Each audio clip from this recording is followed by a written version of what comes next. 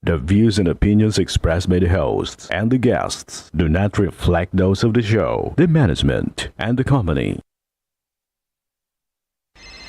Nausahan ko dito, tamang oras mismo po ba ito? Mr. Martinez po ito. Aaksyonan po ba agad natin yan? Ora mismo. Tandaan nyo, ito yung dating airport.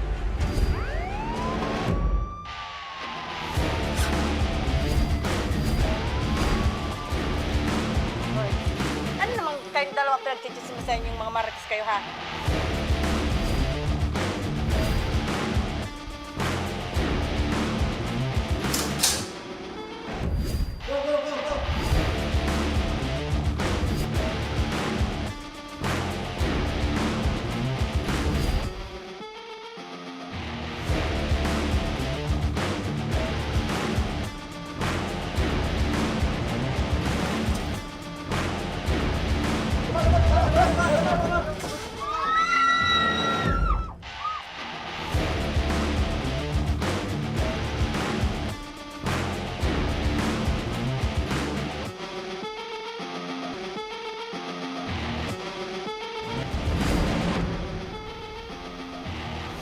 Magandang hapon sa inyo mga ka-aksyon. Live na live po tayo ngayong araw ng Huwebes para magbigay ng serbisyo publiko. At live tayo napapakinggan sa 90.3 Radyo Ragon Sorsogon, 88.3 sa Catanduanes, 90.7 Legazpi City. At live rin tayong napapanood sa ating YouTube account. At napapanood rin tayo sa Congress TV tuwing alas 7 hanggang alas 8 ng gabi mula Lunes hanggang Biyernes sa Congress TV, Digital Channel 15 sa Metro Manila at Channel 62 sa GMA For the Box. Umpisaan na natin ang ating tabang ora mismo. Ito mga ka-aksyon, muli nating balikan ang kwentong nagpantig sa ating noong buwan ng Enero nang mag-viral ang isang video na kung saan makikita ang mahigit 5 oras na bayanihan sa Uwas Albay para lamang maidala sa ospital ang isang buntis na ina. Ang buong kwento, panoorin po natin ito.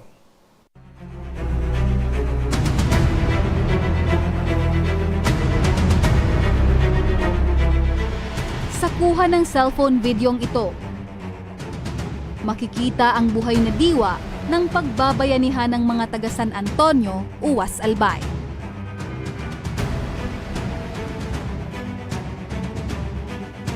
Pero ano nga ba ang kwento sa likod ng bayanihan ng mahigit sa 10 kalalakihang ito? Kakamangang bayanihan ang isinagawa sa barangay San Antonio, Uwas Albay. Mahigit 13 katao ang nagtulong-tulong na buhatin at ilakad ng 5 oras ang isang bagong panganak na nanay na si Aisa Matalipne gamit lamang ang kumot at kawayan. Sir, totoo bang 5 oras yung linakbay nyo papunta dun sa ospital? Opo, sir. Ganun po talaga kalayo yung barangay namin. From barangay po namin, diretso po sa Piodoran. Ilog po yung dinadaanan namin. Yung nakita niyo po sa video, yun na po yun talaga yung daanan namin. Wala na po kaming ibang way. Habang nilalakbay nyo yon, si Mrs. ba ay umiinda na sa sakit? Yes po. Ano yung pakiramdam mo? Iniisip ko na lang na sabi ko, kayang-kaya ng asawa ko to, kaya parang kalmado lang po ako noon. Kasi pag once na nataranta ka pa, baka hindi mo na alam kung anong gagawin. Oo. Kaya kalmado lang po ako noon at saka nagdasal na rin kami na sana makarating kami ng maayos at ligtas yung mag-ina. Ora mismo namang tinugunan ng programa ang kanilang pangangailangang medikal. Ano po ba ang maaaring maitulong ng Ako Bicol kay Sir Michael? Once may bill na po sila, yung pasyente ni tatay, may hospital bill na sila. Dalhin lang po niya sa atin sa Malasakit Center, wag siyang magalala, wala siyang babayaran. Maraming salamat po sa Ako Bicol.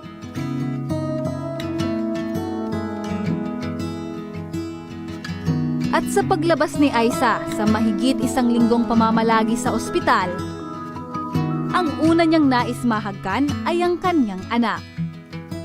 Kaya't sa muli nilang pagkikita, hindi napigilan ni Aisa na mapaluha nang muli niyang masilayan ang kanyang munting anghel. Medyo maluwag-luwag na rin sa isip ko na nakalabas na rin si mama niya, pati itong baby ko, so healthy naman. Tuwang-tuwa na rin kami. Salamat na rin sa Diyos at so ligtas rin kaming lahat. Pasalamat man kami sa mga nagtabang sama, lalo sa nagburulig, so mga kabarangay ko, kapwa ko kagawad, tanod, so mga sibilyan, ubos-ubos sinra. Nagpasalamat ako, siyempre kung wala man sinra, di may aram kung di mi madara si agom sa ospital. Ikadua sa dakilang tabang mangka di sama kading ako Bicol tabang ora mismo. So dakilang bagay ka na pagtabangin ra. Kaya sana dakil pa man sinrang matabangan.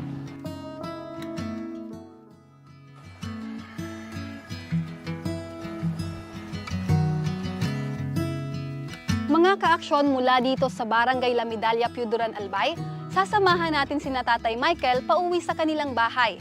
At tanging habal-habal lamang ang pangunahing transportasyon papuntang Barangay San Antonio, Uwas, Albay, kung saan sila naninirahan.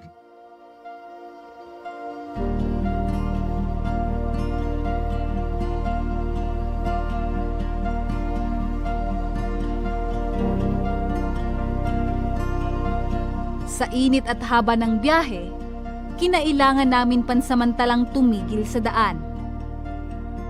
Saan po unang hininto si Ate Aiza nung manganganak na po siya? So ito po, malayo pa po to sa sentrong San Antonio. Actually po, sitio Tinauban to. Tapos po, nung umalis po kami nung bahay namin dyan sa sentrong Barangay San Antonio, dito po namin first time na hininto po yung asawa ko na manganganak. Kasi po, may lumabas na po sa kanya. So kailangan po doon yung susunod yung bata na. Gaano Kuya Michael naging kahirap yung sitwasyon po nung pagtutulong-tulong kay Ate Aiza maihatid lang dito? And considering na ganito yung daanan po, mga ilog at buhangin, walang kalsada. Actually, nakakaawa po talaga yung mga tumulong kasi nakapaa sila kasi hindi po pwede gumamit ng tsinelas kasi po yung paa nila bumabaon sa buhangin.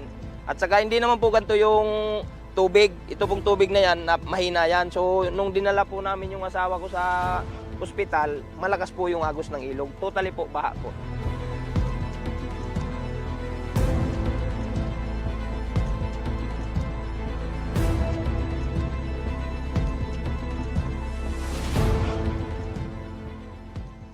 Dito sa kahabaan ng sangasangang ilog na ito, araw-araw na lumulusong ang mga taga San Antonio. Mabato, malalim at delikado man ang daan, ay tila ba sa kanila ito'y naging pangkaraniwan na lamang. Maging ang bagong silang na sanggol ni Tatay Michael at Nanay Aiza ay maagang naranasan ang pagbiyahe sa habal-habal. Sa kanyang kamusmusan, ay natahak niya na rin ang peligrosong daan pauwi sa kanyang tahanan.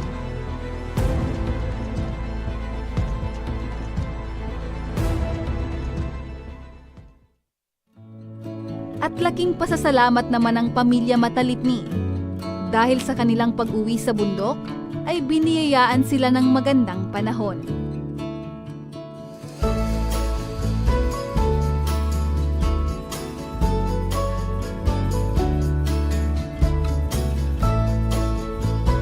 Nag-uusap po kami na nitong asawa ko, sabi ko sa kanya, anong papangalan natin dito sa baby natin? Sabi niya, ikaw kung anong gusto mo. Diba, babae yung anak ko. Tapos nakita ko yung pangalan ni Diday ko sa tarpaulin. Parang gusto ko rin pangalan ng Diday yung anak ko. Kaya, yun, naging Diday talaga yung pangalan niya.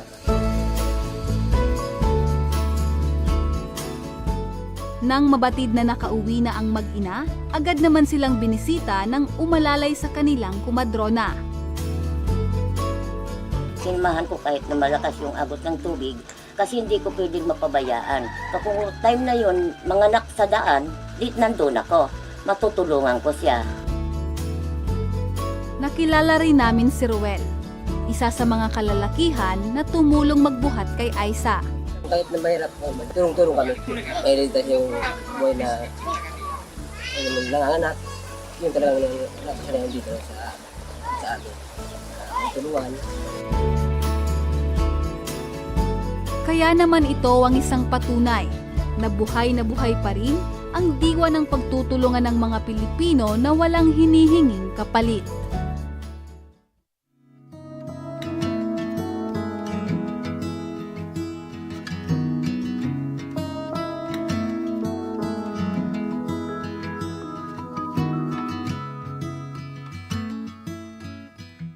Ito, sili. Nagkakapera rin kami dito sili. Kaso lang ngayon, medyo tumura na yung sili ngayon. Kasi marami na rin nagdadala ng sili galing sa bayan. Gaano ka po kadalas dito sa bundok nagtatanim? Pag walang nagpapaangkas, walang nagpapa-door-to-door, papuntang Piuduran, bali dito na lang yung libangan ko. Nagagamas ako dito, nagtatanim ng nyog, ng mga gulay. Pag uwi ko sa bahay, magluluto. Kagaya niyan, bagong mga nagsi Mrs. So, kailangan mga 3:30 uwi na ako niyan kasi magluluto pa ako. Pag mga ganito po yung harvest, nakakatuwa na. Dito para sa akin, okay na to ma'am. Pag ganito nakalalagay yung kamote, so magandang ani yan. Masapat naman ba, Kuya Michael, yung kinikita nyo sa pagtatanim sa pang-araw-araw na pangangailangan? Actually ma'am, kung iisipin, kulang na kulang po. Kaso lang, binabudget na lang po talaga namin. Kasi wala rin eh. Wala naman kaming magagawa. Wala naman dito sa aming mga ma-apply ang trabaho. Gaya ng mga nasa bayan ka, mag-apply ka sa mga construction, sa nagpapagawa ng kalsada. Pwede. Dito ma'am, wala kang aasahan. Pagtatanim. Kaya kagaya niyan, pag-aangkas, pag-abal-habal. Ang tawag dito sa amin, door-to-door. Bawa, may mga paninda dito na wala naman silang sariling motor. So, nag-aangkas sila, nag-aabal-habal sila.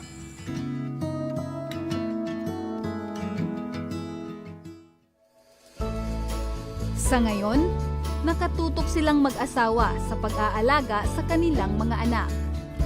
Lalong-lalo na ngayong nakauwi na at may karagdagang miyembro na sila ng pamilyang si Baby Diday.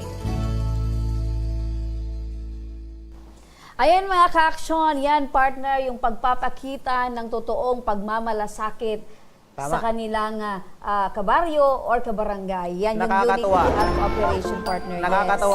Nakakatuwa partner kasi meron pa palang ganyang diwa ng pagtutulungan diyan sa Uwas Albay. Oo, hindi lang yung diwa ng Kapaskuhan partner. Tama. 'Di ba? Diwa ng pagtutulungan at yung sinasabing partner na pagpapakita mo ng iyong kabutihang loob sa paraan kahit yan ay napakalayo, napakahirap ng inyong nilakad, pero yung pagmamahal hindi lang partner pinakita sa kapamilya kundi sa kanilang kalugar at kapwa-tao. Opo. At walang kapalit na hinihingi sa mga ganyan na... Walang kapalit, kanta yung Yan. mga partner yung walang kapalit. Di ko alam yun, partner. Huwag magtaka kung ikaw ay hindi na naghihintay. Okay. Kinantahan kita partner ha. Sa susunod ikaw naman yung kakanta. Sige. So ayan mga kaksyon, saludo po kami sa mga residente ng Barangay San Antonio, Uwas Albay. Eto mga ka-aksyon, ang patunay na hanggang ngayon ay may mga lugar pa rin sa ating bansa na malayo sa kabayasnan at isa sa mga pangunahing problema ay ang kakulangan sa akses sa malapit na ospital at iba pang pangunahing establishmento. Ngunit dito rin mapapatunayan na mula noon ay nasa dugo ng mga Pilipino ang bayanihan, tulong-tulong para sa kapwa. Kaya muli, saludo po kami sa inyo at sisiguraduhin natin na hanggat may tabang ora mismo ay mananatili po kaming kaagapay ninyo sa anumang oras at panahon. At sa pagbabalik mga ka-aksyon ng Tabang Ora mismo, isang ginang ang nananawagan para sa kanyang kapatid na 3 buwan na raw hindi nakikita. Ang buong kwento, abangan. Kaya huwag kayong bibitaw at magbabalik pa ang Tabang Ora Ora mismo. mismo.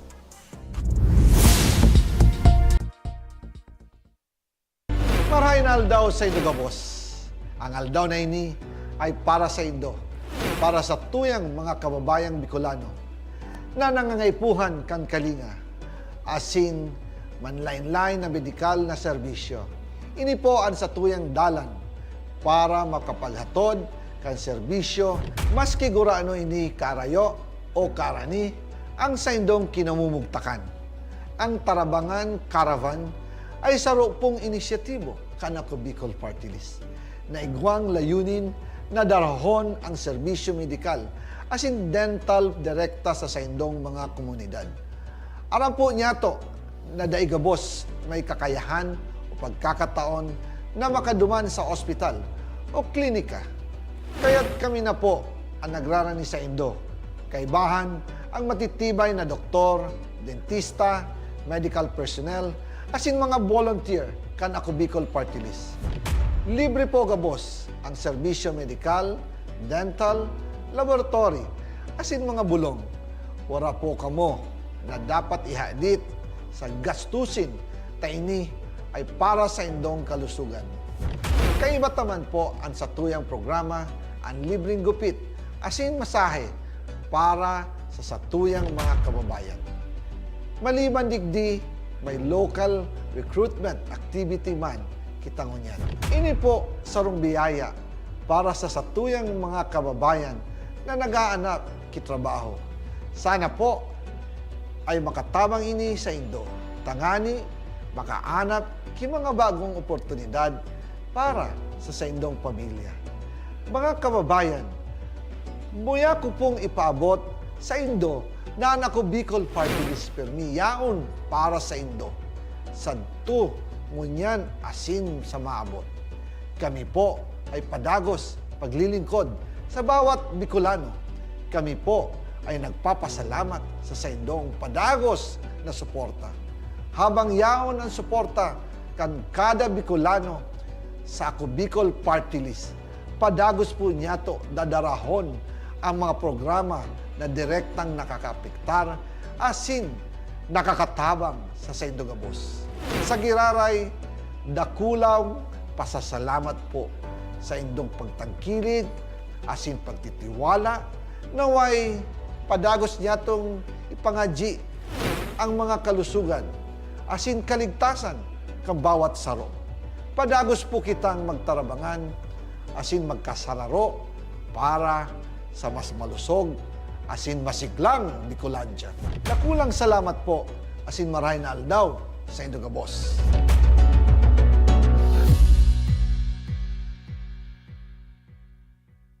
Jericho Rosales po, Bicolano. Munyan takaypuan, kitabang at kasurog sa edukasyon, sa kalusugan, at kabuhayan sa panahon ning sakuna. Ang Ako Bicol, katabang at kasurog ta sa pagtaoki scholarship sa mga aking na nangangaypuan. Katabang at kasurog ta sa kalusugan, kasurog sa pagpasar ni Eddie Garcia Law. Bilang ermano ng bawat Bicolano, ang muya kong party list may plano. Kaya ang suporta ko sa Ako Bicol.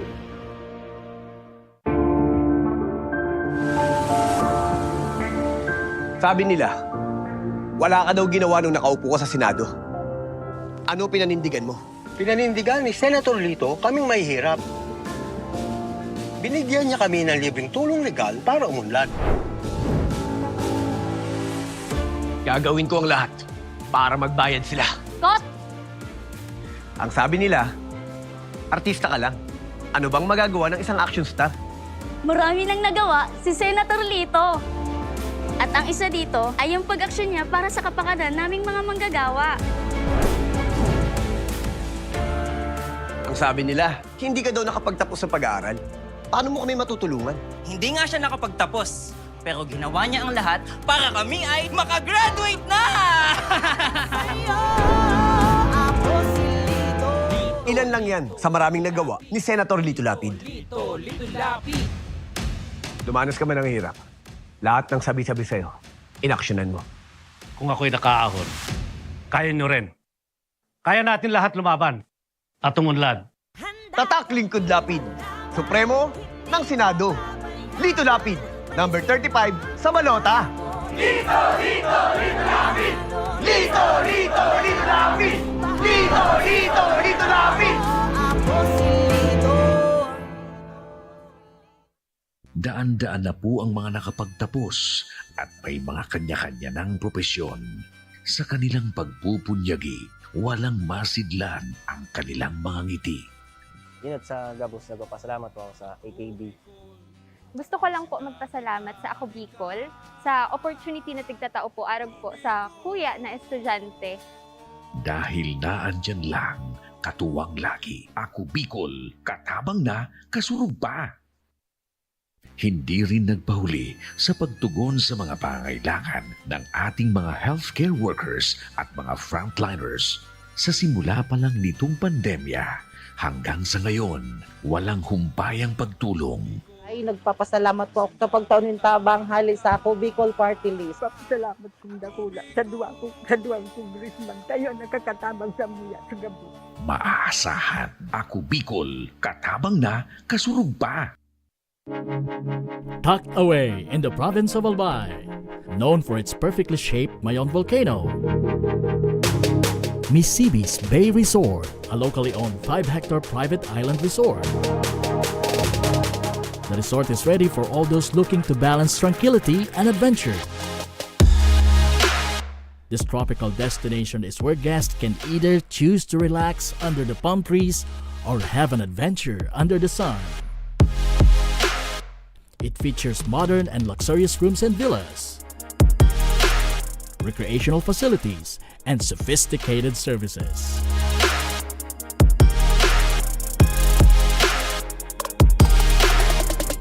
Come and experience Mississippi's Bay Resort, your tropical island getaway.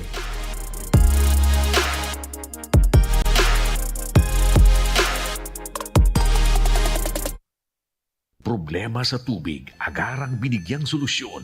Nagpatayo ng mga solar-powered water supply system sa mga liblib na lugar. Libre, malinis at maaasahang supply ng tubig 24/7. Dakulaon ng pagpapasalamat niya mo dahil may kamalilinguan habang kami nabubuhay. Dakulaon nining tabang para sa gabos na tao digdi. Salamat po. Para sa ating mga kababayang nasa laylayan, Ako Bicol, katabang na, kasurog pa. Libo-libo na ang mga nabigyan ng tulong medikal. Bata, matanda, kahit sino man, lahat ng mga may karamdaman, may maaasahan. Nagpapasalamat sa Ako Bicol Party List. Hindi po namin makakalimutan ang tulong na dinala ninyo dito sa aming bayan. Maraming salamat po. Dahil iisa lang ang tunay na nagmamalasakit. Ako Bicol, katabang na, kasurog pa.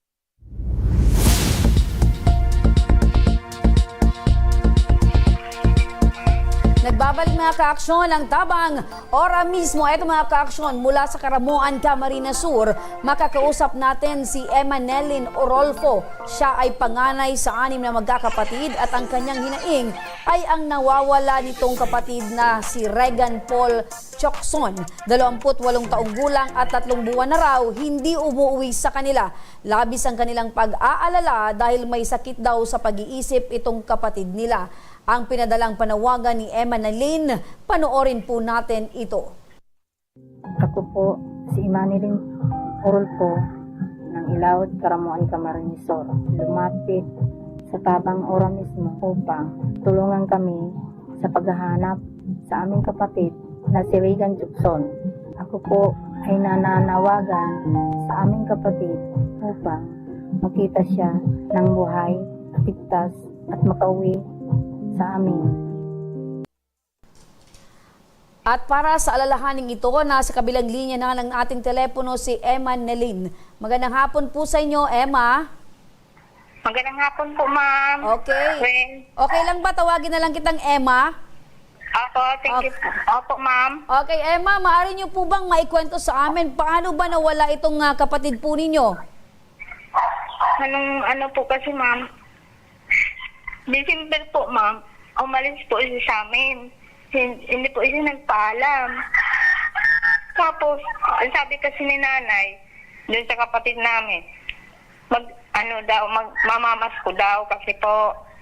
Tapos nung, December 22 po, umalis siya po ng madaling araw po. Okay. Siguro ko po, mga 5:30 po, ma'am. Tapos hanggang maghapon na po, ma'am, yun, hindi na po siya bumalik, ma'am. Okay, Emma, nababanggit nyo simula December pa nang umalis itong kapatid mo dahil ang paalam, mamamas ko lang. Opo, ma'am. May nabanggit ba kung kanino or saan siya pupunta para mamasko? Hindi po, ma'am. Wala po siyang nabanggit kasi ang sabi nung nakakita sa kanya sa daan po, sa kalsada, sisimba daw po siya. Kaya tanong po siya kung saan pupunta. Ang sagot naman niya, magsisimba siya. Okay. Tapos so, iba-iba yung dahilan. Umabot po ng 25 po. Nandito pa po siya ng 25 ng December po. Pasko na yun.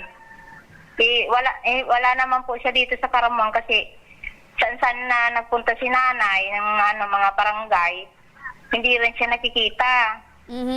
Eto ba, Emma, na paglayas or pag-alis ng kapatid mo sa inyong bahay ay first time ba itong nangyari or dati niya na itong ginagawa? Dati na pong ginagawa kaso nung una po doon sa Manila. Yung tinikwento po ng nanay ko po. Tapos yung Pangalawa naman po, ano din siya dito sa Karamuan na naabot din si Regan ng kapatid kong isa, yung bunso po. Yung panghuli po ito, hindi na po siya naabutan. Okay. So binabanggit nyo, Emma, na dati na itong ginagawa ni Regan na ang pag-alis sa inyong bahay. So bakit hindi nyo ba nabantayan or hindi nyo ba ito minamanmanan? Kasi syempre, ilang beses niya na pala itong ginagawa. So possible talaga na umalis ulit at ganito nga, to the extent na hindi na nakabalik. Opo. Kasi ma'am, hindi, uminom naman siya ng gamot. Tapos nung 21 po ng gabi, sabi ng nanay ko, hindi na daw siya mapakali. Hindi na daw natutulog ng maayos.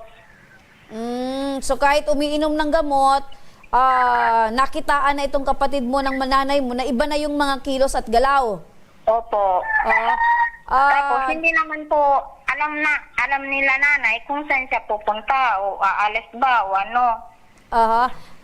Nababanggit na etong kapatid mo ay merong sakit sa pag-iisip. Ano daw yung sabi ng doktor? Anong specific na sakit sa pag-iisip meron itong kapatid mo? Schizophrenia yata yung ma'am. Schizophrenia. Okay. Bago umalis itong kapatid mo, sino ba yung huli niyang nakasama? Sila nanay po. Sa bahay. Okay. Tapos, nakita ng papa ko, sabi daw, ang akala lang ng papa ko, nandun lang sa likod ng bahay namin, sa kusina po. Okay. Emma, ang akala lang po, pupunta sa bukid, kaya hindi naman po yung so ibig sabihin nito, Emma, itong kapatid mo ay talagang pabalik sa inyong bahay na. So parang naging normal na or parang hindi nag-alala itong nanay nyo dahil ganito na talaga yung usual na ginagawa ng kapatid mo, aalis, babalik. Opo, ma'am. Sa ngayon ba wala kayong alam or wala kayong hinala or iniisip man lang na pwedeng puntahan nitong kapatid mo? Wala po, ma'am. Okay. Ma'am, sa 3 buwan, ma'am, hindi kasi biro ito, 3 buwan na nawawala itong kapatid mo. Na-report nyo na po ba ito sa mga kalapit na barangay o munisipyo dyan sa Karamoan? Opo, ma'am. Ano daw sabi, meron na bang nakakita man lamang dito kay Regan? Ano po, ma'am, meron naman po, kaso hindi po alam nila kung saan papunta po. Okay. Pero before itong mawala, ma'am, saan daw talaga itong lugar specific na pumupunta ito si Regan, maliban dyan sa bahay nyo? Po? Saan daw ito, ma'am, kung hindi pa ito nawawala, saan lugar talaga specific ito pumupunta si Regan? Minsan po sa bukid, minsan naman po sa bayan. Tapos nung pumunta kayo dun, ma'am, sa pinupunta niya, wala talaga itong si Regan? Wala po. Okay, ito ba, ma'am, na i-report nyo sa barangay or sa pulis? Opo. Ano daw sabi, ma'am, ng pulis? Sabi, ma'am, sabi, sir, ng hanapin po daw nila kapag sigurado na daw na yung kapatid ko nandun na po sa naka-turn over po sa barangay po. Opo. Matanong ko lang, ma'am, ilang taon na po ito si Regan? 28 po, mag-29 pong May. Okay, 29 years old. Okay, Ma'am Emma, paulit nga po, ano yung sabi ng PNP nung inilapit nyo sa kanila? Po? Ano yung sabi ng PNP nung inilapit nyo sa kanila itong problema po ninyo? Ang sabi po daw kay nanay, pupunta daw po sila kapag sigurado na po daw na andun na talaga si Regan sa pinuntan po niya. Nandun po siya nakatambay. At na turn Okay, over po siya sa police station or kaya po sa barangay. Parang may mali doon sa action na ibinigay sa inyo. Napupunta lang sila kung sigurado nang nanaan doon. Hindi nga ninyo alam kung nasaan. Kaya nga lumapit kayo para i-report at makipagtulungan sa kanila or humingi ng tulong para kayo ay matulungan mahanap itong kapatid po ninyo. Opo, ma'am. May mali, May mali doon sa ibinigay na aksyon. Pero sige, makinig ka muna, Emma, kasi nasa kabilang linya na rin ang ating telepono si Kapitan Epifanio Baler Jr. ng Barangay Ilawod, Karamoan, Camarines Sur. Magandang hapon po sa inyo, Kap. Magandang hapon po. Opo, Kap, kilala niyo po ba itong si Regan Chokson? Opo. Opo, ano po yung pagkakakilala niyo po dito, Kap? Ano siya, ilang pinapagamot din sa Kadlan. Ano po ulit, Kap? Ang alam ko dyan, parang may pag-isip kulang. Kasi pinapaan ng nanay yan sa Kadlan, yung hospital ng mga Okay, so... ang pag-isip. Okay, so ang definition ni Kap parang kulang sa pag-iisip. Baguhin lang natin, Kap, medyo meron lang po siyang problema po sa kanyang pag-iisip. Ano po, Kap? Okay. So, Kap, 3 buwan na raw pong nawawala itong si Regan. Ano po ba yung naging aksyon ng inyo pong barangay bilang tulong na rin po sa pamilya? Ano po, ang una niyan, hindi naman pinaalam sa akin. Ngayon, yung kagawad ko daw ang nilapitan. Nung nilapitan, ipina-Facebook niya, hanap, ipinost. Iyon, nag-aantay siya. Tapos, mga 1 week siguro, may tumawag sa kanya. Nung tumawag sa kanya, pumunta sa akin. Sabi niya, may tumawag na yan, nakita daw yung anak niya. Pero wala naman kasiguruhan. Ngayon, tinawagan ko ulit yung number na yon. Nakita niya daw. Sa kung saan, dito niya sa Naga, naglalakad. Sabi ko, hindi mo ka ako i-report sa police. Hindi raw. Kaya, kung makita mo ulit, piling pag-report mo sa police na yung taong yun nawawala. Opo. Ngayon, yung nanay naman gusto pumunta. Ay kulang naman ang pera ko noon. Kasi wala pang na kaming pindo, walang budget na para kukuha sana sa budget na may naman ang PWD. Cut off na, tapos wala pang budget kami. Kung bibigyan ka ako kita papunta doon, baka hindi mo makita paano yun, baka paano ka rin doon pagkain mo. Ayan ang ginano ko sa kanya. Kasi antayin natin kung makita uli na sa pulis, ipunta natin para malikagad. Okay. Ayan ang ko sa kanya. Opo, Kap. Pero, Kap, hindi po ba ito unang beses or dati nyo na pong tinutulungan po itong pamilya pag ganito po yung sitwasyon na nawawala po itong anak po nila? Opo, minsan umaano na sa akin, bumihiram ng pera. Pero hindi pa tulong kapitan. Opo. Kap, maitanong ko lang maliban dyan sa nagpaabot sa inyo ng impormasyon na nasa Naga, meron po ba tayong mga kalapit na barangay na nag-contact sa atin na nakakita rin dito dito kay Regan? Wala. So yun lang po yun sir, yung nagpaabot sa inyo ng impormasyon. Oo, parang hindi nga hindi naman ako bilig talaga nagtiwala, baka tako. Kasi kung makita mo tako uli, mo sa pulis. Apo. Talagang ako ng Apo. Kung bigyan ko naman siya ng papasahe, papunta lang sa Naga, baka hindi na siya makabalik. Yung dalawa na lang ang problema. Okay. Dahil po dyan po, Kap, ano po ang asahan na patuloy na aksyon mula sa barangay po? Ay, kung makita yan talaga tutulungan ko siyang magkukuha namin. Okay, so ang tulong po na ibibigay nyo, Kap, pag nakita na po itong si Regan, tutulungan nyo po para maiuwi po dyan sa inyong lugar. Opo. Okay, aside po niyan, Kap, habang hinahanap po itong si Regan, baka pwede din po kayong makatulong sa paghahanap or meron po ba kayong Facebook? Nagmo-monitor naman kami. Ayun, sige po, Kap. Maraming salamat po, Kap. Dahil ang pagtulong po, Kap, dapat doon po sa problema hanggang doon po sa solusyon. Opo. Maraming salamat po, Kapitan Epifanio Valer Jr. ng Barangay Ilawod, Karamuan, Camarines Sur.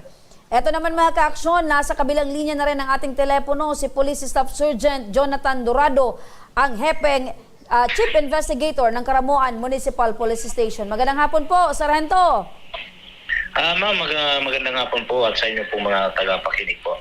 Opo, Sargento, nakarating na po ba ito sa inyong tanggapan? Ito pong patungkol sa nawawalang kapatid po nila Emma na hanggang sa ngayon po ay patuloy pa pong pinaghahanap. Ano po ba yung status ng investigasyon?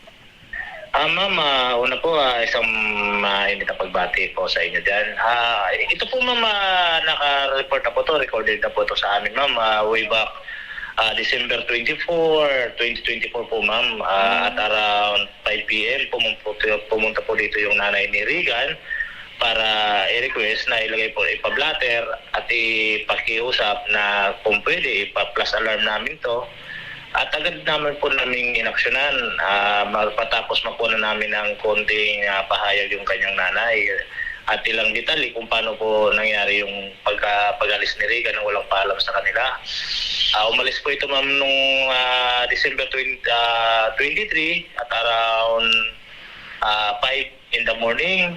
And hanggang sa po maghapon, hindi na po bumalik ng bahay. Kaya nung December 24, ng alas 5, pumunta yung nanay para pa ipablatter yun si Regan. Sabi, hindi daw po nakauwi.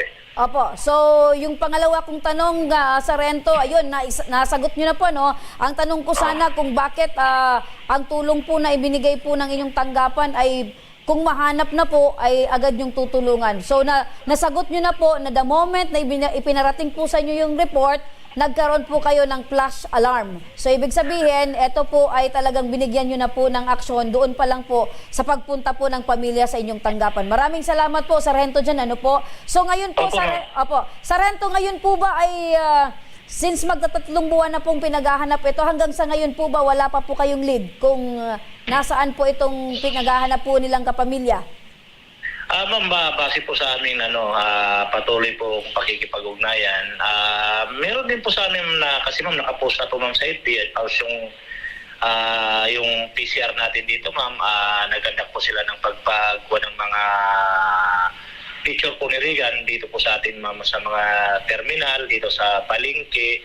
Even po ma'am sa Naga City ma'am, dyan ma'am sa Central Bus District, meron po tayo dyan ma'am na picture na take-post yung detalye ni Regan ma'am. Kung sakaling may makakita, ipagbigay alam po sa amin kasi nilagay din po namin yung hotline namin. Sana makipag-coordinate sa amin. And patuloy pa rin po kami ma'am nakikipag-ugnayan ma'am even dito ma'am sa mga kabataan. Every time po na may mga symposium dito or seminar sa iba't ibang lugar ng nasasakupan ng Karamuan, pinapakita namin yung picture ni Regan na kung sakali na meron silang or makita ito, agad ipagbigay sa amin upang ma-rescue natin si Regan. So para base naman sa huli namin impormasyon, ito po si Regan ay nasa, parang madalas po ma'am makita dyan ma'am sa Naga or sa Pili po ma'am. Ayun, so nababanggit nyo po, Sargento, na madalas nakikita dyan po sa Pili or sa Naga. So baka naman po ngayon ay maaari po nating bilis-bilisan po yung aksyon or makipag-ugnayan pa po tayo sa ating mga karatig na lugar or sa other stations po ng inyong pong tanggapan. Proper coordination na lang po, Sargento. Baka naman po ay makatulong po yun para mas mapadali po yung paghahanap dito po kay Regan. Opo ma'am, sa katunayan po ma'am, palagi po kami nag-upgrade ma'am. Palagi kami nag-uka ng plus alarm ulit po ma'am. Saka mga karasaman or kakuha natin ma'am dito sa PNP, kasama natin ating ibang istasyon. Para po mabilis pong ma-recover to sa yun. Kasi ma'am, minsan din po ma'am, may nag-chat po sa kamama niya, pumunta po dito. Siguro mga January po ata yun. Nakita si Regan somewhere ata ma'am sa may SM. Nagkataon lang ma'am na yung nanay hindi nakausap kasi malayo po ma'am doon sa kanila, medyo malabo ang signal. May nag-text na nakita daw nga yan base sa informasyon, nakita daw yan si Regan. Although ma'am kang pumunta dito na tinatawagan natin ng number, hindi yung concerned citizen na kuwan ma'am, bigla na lang daw pong nawala ito si Regan. Ayun, sayang yun na sana yung pagkakataon na mapabilis. Sana nga ma'am, sabi ng hinaya nga kami ma'am, sana nasabi ko ma'am, na-hold sana. Kasi minsan po kasi itong nanay ni Regan ma'am, walang load ata sa cellphone ma'am. Kaya hindi po agad siya daw ma'am nakapag-reply doon ma'am sa concerned citizen na nag-chat sa kanya. Opo. Siguro sa mga concerned citizen, better na kung hindi makontak yung kapamilya, sa malapit na police station, iparating yung concern para at least mapabilis yung pagbibigay aksyon. Sargento, sa mga ganito pong cases, eto na po ba yung may pinakamahaba na panahon na paghahanap sa mga taong nai-report po sa inyong nawawala? Yes ma'am, base po sa amin record dito sa amin ma'am sa police station. Kasi meron din po dito mga kaso na yung ma'am, gumagawa kasi kayo niyan ma'am ng comprehensive report on missing person. So ito na pong kirigan na kaso po yung pinakamatagal. Kasi kami naman ma'am, hindi naman po kami tumitigil. Kasi ma'am, kinukuha din kami ng higher risk headquarters kung ano na po ang update sa ganyang balita. Sa amin lang medyo natagal-talan ito si Regan daw. Kasi karamihan dito ng mga missing person lang naman ma'am, base lang po doon sa umalis, naglayas, and then nakipagsama na sa kanilang boyfriend, girlfriend, ganyan naman po. And iba, nakulocate namin, nagtrabaho sa Maynila, and nakukonsider na namin solved. So far ito po ng kirigan, ito po medyo ma'am, ang medyo matagal-tagal po ma'am. Opo. Na kuwan. Hindi na nanawagan sana kasi ako ma'am doon ma'am sa may mga, especially po sa mga magulang o kamag-anak kung sakali po. Kasi sa atin ma'am, kung kayo po ay may mga bata na hindi pa masyadong ma'am, sana po lagyan nyo po ng mga ID, yung complete name, tapos kung sino po ang contact person, ilagay nyo po yung cellphone number ng guardians or yung parents para kung sakali po ma'am, medyo magkaroon ng problema, at least kung sino po ang makakita, agad po ma'am makukontak. Kasi ilagay po nila yung contact number. Opo. So, isang paraan yan para madaling makontak yung kapamilya. Eto naman sa sitwasyon ni Regan, though malaki na siya, meron po siyang kakulangan sa pag-iisip. Kaya sana sa mas madaling panahon, mahanap na ito kasi kawawa naman partner, yung kapamilya nag-aalala. Okay. Siguro sir, panawagan din sir sa mga magulang na merong inaalagaan na mentally challenged. Anong dapat nilang gawin para hindi matulad sa ganitong sitwasyon? Base ma'am sa amin po kasi sa record and base din po sa statistic, pag may mga ganyan po ma'am, may mga mentally ill yung isang tao, dapat dapat palagi po nilang nababantayan yan. Yun. Or whatsoever, hindi po pinapabayaan. Kasi ma'am, ako, pag galing na din po ako sa iba-ibang stasyon, na-experience ko din yan. Mostly, nagiging problem, base din po kasi sa kahirapan. Siguro ma'am, binibigyan po kasi yan ma'am ng mga gamot. Kasi marami na din ako ma'am, mga mental ill na dinala ko dyan ma'am sa Maypili, dyan sa mental hospital po dyan ma'am. Pag napunta dyan and then pinalabas na ulit kasi okay na. Pagbalik nila sa bahay, minsan nakakalimutan pa inumin ng pamilya ng gamot or nawawalan po sila ma'am ng pambili ng gamot. So sana po kung may mga kamag-anak po ganyan, sana po kung sakali man po na medyo nagkukulang-kulang kayo sa finances, meron naman po tayong mga local government na nagbibigay po ng assistance ganyan. Huwag po kayong mahiyang lumapit, especially sa local executive or sa barangay captain, kasi may DSWD tayo.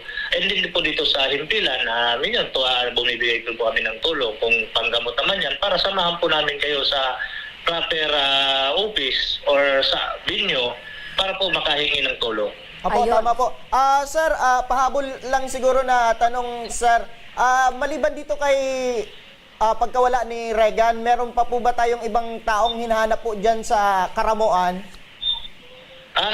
Super, sir, base po sa amin, halos po wala na din po. Yun lang po talaga ito ngayong kay Regan.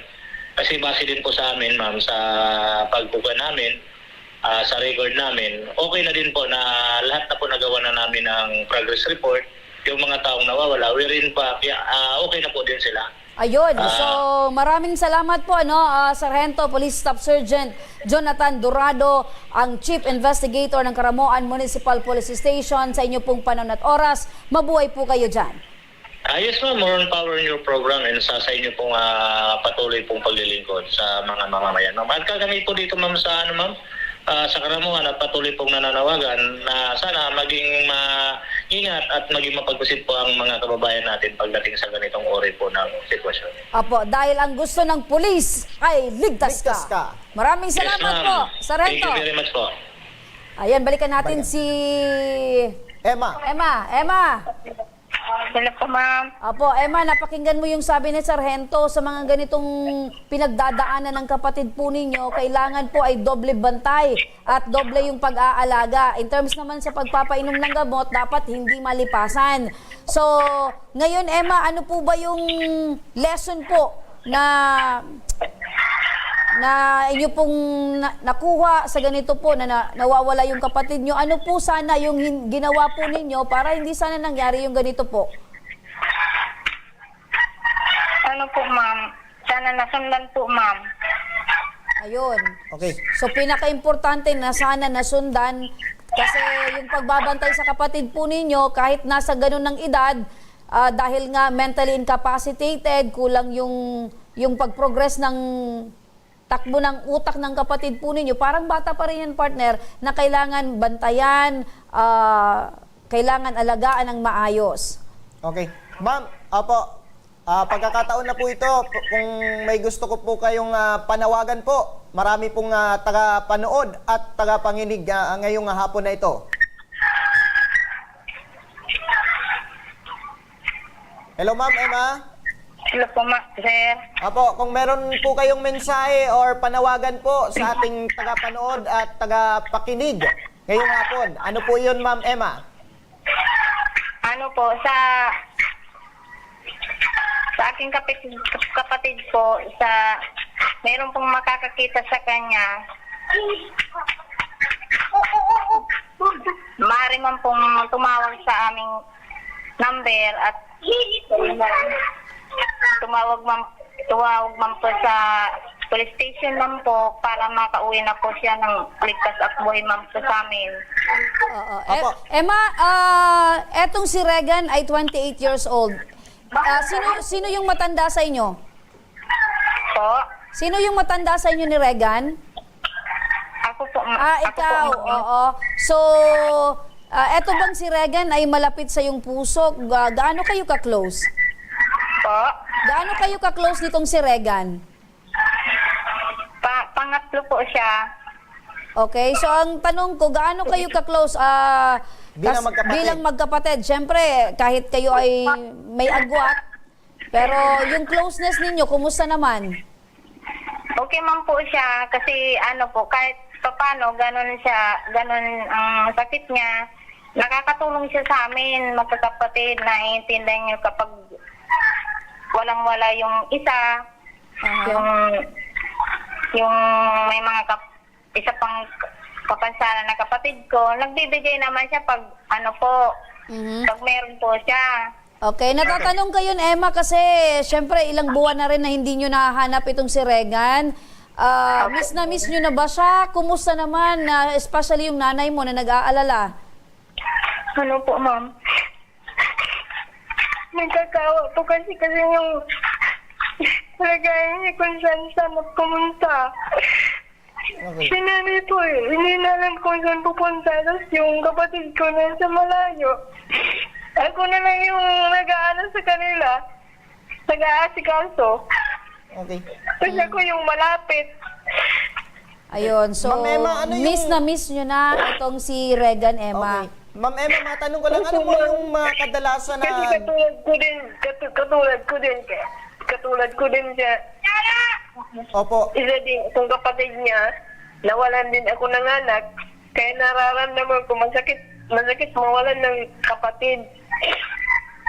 Opo. Hindi po ko nagpabalik sa anak ko na namatay. Okay. Ma'am Emma, ano yung mga kadalasan na ginagawa ni Regan dyan sa bahay nyo before ito mawala? Nag-ano po siya ng kupra. Ayun, so nakakatulong talaga itong si Regan.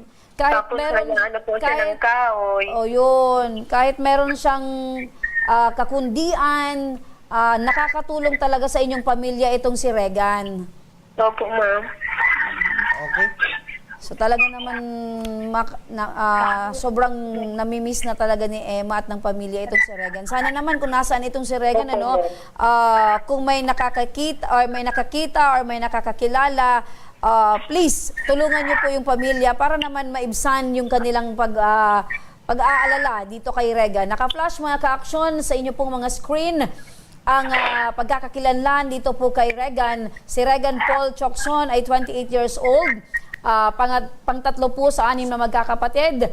Nawawala po ito at meron po itong sakit sa kanya pong pag-iisip. Si Regan ay taga Ilawod, Caramoan, Camarines Sur. Nawala po ito noong December 22 last year. At March 2, 2025, may nakakita daw dito kay Regan sa Caramoan at dyan sa presentasyon. At ito, partner, kung namumukhan nyo si Regan, mabuting ipagbigay alam agad sa aming tanggapan. Maaari kayong mag-iwan ng mensahe sa aming official Facebook page, Tabang Ora mismo, para matulungan natin itong magkakapatid na sina Emma. Emma, huwag kayong mag-alala, Emma, no? Dahil patuloy po kaming makikipag-ugnayan po sa inyo at baka po meron pong magpadala ng mensahe sa amin para iparating po kung may nakakita or nasaan po etong kapatid po ninyo. Opo, ma'am. Opo, maraming salamat, Emma, sa pagbigay na itong alalahanin ninyo regarding dito sa pagkawala ng kapatid nyo. Opo. Opo. At yan ang mga natunghayan nating mga reklamo at hinaing ngayong hapon at ora mismo rin nating binigyan tugon. At para sa mga nagnanais na humingi ng tulong sa aming programa, panoorin po natin ito.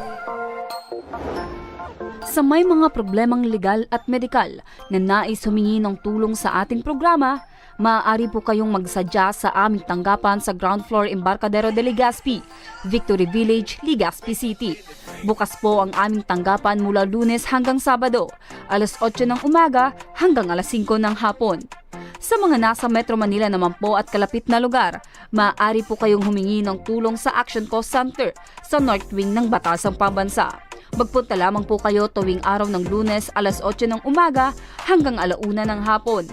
Para naman sa mga taga Caloocan City, bukas na rin ang ating Action Cost Center sa Barangay 175, Multipurpose Hall, Caloocan City tuwing Miyerkules, mula alas 10 ng umaga hanggang alas 12 ng tanghali mga ka-aksyon. Maaari na rin po kayong magtungo sa Tabang Ora mismo Satellite Office sa Camarines Norte sa Provincial Capitol Building, Barangay 3, Daet, Camarines Norte. At para naman sa mga taga Camarines Sur, maaari na rin kayong dumulog sa Zone 2, Tagungtong, Goa, Camarines Sur. Bukas po ang aming tanggapan mula Lunes hanggang Biyernes, alas 8 ng umaga hanggang alas 4 ng hapon. Maaari din kayo magpadala ng mensahe sa aming official Facebook page na Tabang Ora mismo. Kahit anong reklamo ay amin pong tinatanggap. Huwag niyo rin pong kalimutang i-follow ang aming mga official social media account sa aming Facebook account, YouTube at TikTok account, Tabang Ora mismo.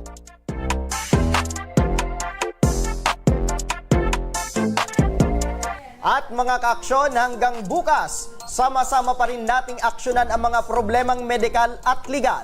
Ako, si Nomer Corporal. Ito ang programang May Paninindigan, tutugon sa inyong pangangailangan.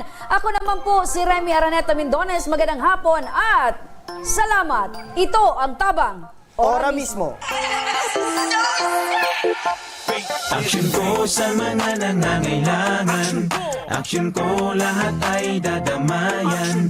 Noon at ngayon tayo'y sinamahan. Action ko patuloy na magsisilbi. Action ko sa mga nangangailangan. Action ko lahat ay dadamayan. Noon at ngayon tayo'y sinamahan. Action ko patuloy na magsisilbi. Isang masipag na pilantropo, sa hirap at ginawa kasama mo, malapit ang puso sa mga natutunan.